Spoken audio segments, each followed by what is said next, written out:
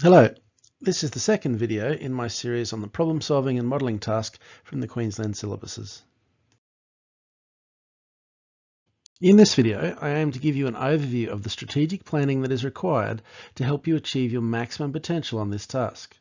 We'll develop a plan for your first steps on day one and give you an understanding of how to complete the formulate and solve stages of the process. Okay, so grab your task sheet and we'll look at how we can get started on your PSMT. Next, you need to set a specific and achievable goal for yourself. You should be aware that most students score very well on this task. So you need to aim high and set high expectations for yourself along the way. Take the responsibility for achieving the goal that you set today, and then make it happen.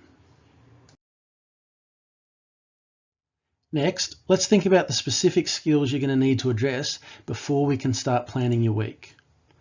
You're going to need a commitment to excellence. You'll need to be organised. You'll need to be able to manage your time well across the 4-week block. You'll need to be aware of your progress, as well as mindful of that life balance and your commitment to your other subjects, family and self. You'll need to be resilient.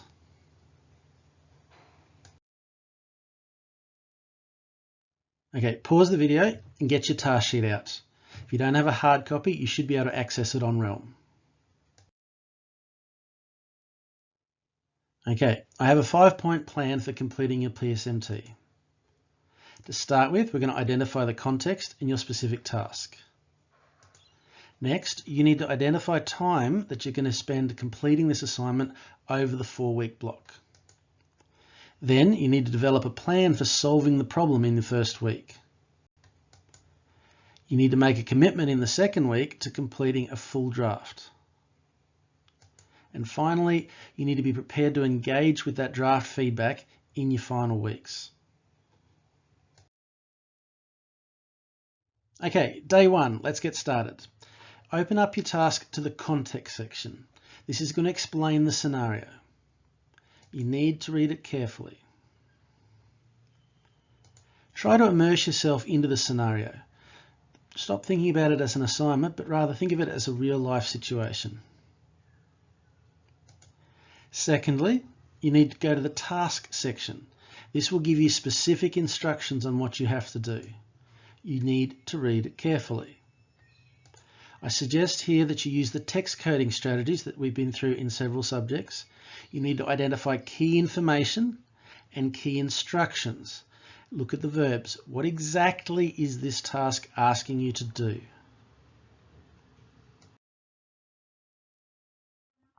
Okay, next, let's turn to the checkpoint section in your task sheet.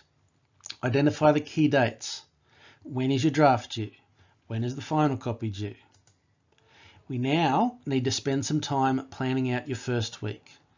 In the next 7 days, you need to aim to complete the formulate and the solve parts of the task. You need to solve the problem. So, what do you need to do to solve the problem? Now is the time to brainstorm. What technology would be useful? What data or information do you need to collect or research? Do you need to perform an experiment? How long is it going to take to do the calculations? How long will the algebra take, the modelling take? How long will it take you to write a spreadsheet? What do you need to do to solve this problem? How long is it going to take? Plan your week now. As you go through the week, as you do all of these steps, you need to keep a note of everything that you do, but also the thinking and reasoning behind it. Why are you doing this? What is your plan? What are the steps? And how does it all link together?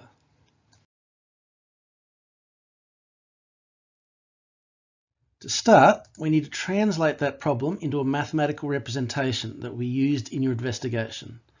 I suggest you start by drawing a diagram. You might want to create your own flowchart for how you're going to solve the problem. You need to identify the variables, the parameters involved, the mathematical concepts and techniques from the syllabus that you're going to use, and you need to think about the technology that can be applied to create your mathematical model. You need to list your decisions, but clearly distinguish between the practical aspects of the task and the concepts and procedures that will be applied.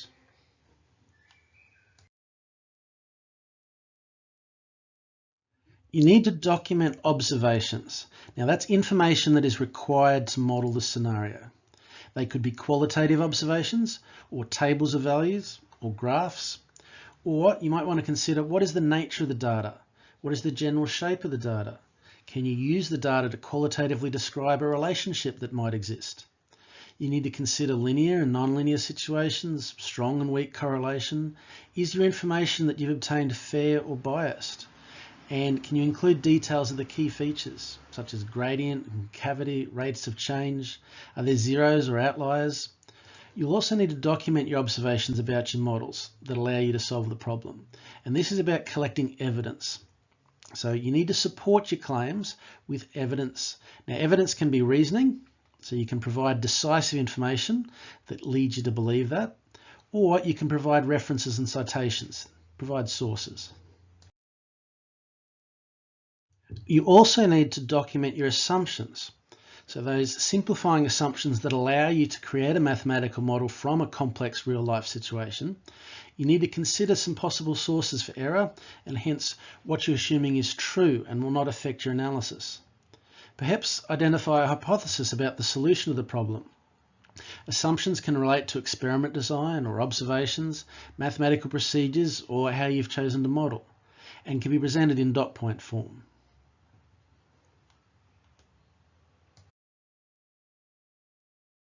Once we've developed a mathematical model, the next step is to get on and solve the problem. So we do this by applying mathematical concepts. So you need to select the appropriate techniques from the unit that we've just studied. You'd show and explain your working, but focus on the key calculations. The idea here is to showcase your mastery of those procedures. You also want to show your mastery of appropriate selection and use of technology. The idea here of being discerning is to make the appropriate choices at the appropriate times. When should you use algebra? When would technology be best to solve the problem? In addition to applying concepts and procedures, you also need to showcase your problem-solving skills. So once you've developed a model, think about how you could refine it. When you've got a solution, think about how you could improve it, or are there alternatives to the method of your solution? And this is where you want to showcase that depth of knowledge. In terms of complexity, you do need to have several steps in your solution, but you don't want to make it overly complex. You need to be efficient, and the idea here is to show quality and mastery, not necessarily making the most complex possible solution. One of the most critical steps in our plan is to have that full draft submitted by the end of week 2. You're going to need to upload that to Realm so that your teacher can give you feedback. Now, the quality of that feedback is going to depend on the quality of your draft. So in order to get high quality feedback that helps you get the maximum possible result, you need to set a week 1 goal of completely solving the problem. You'll need to create your models, consider the refinements, enhance your solution, investigate further, and remember to be documenting this the whole time. Now you need to do that within 7 days of receiving your task sheet. That way, in week 2, you can finish off the draft. In the next video, we'll look at evaluating and verifying your solution, and then how to write your report. But to finish this video, let's revisit the learning goals. So hopefully you've gained an overview of the type of strategic planning required for success in this task. By now, you should have developed a plan for your first steps on day 1, and that you've now got an understanding of how to complete the formulate stage and the solve stage of your flowchart.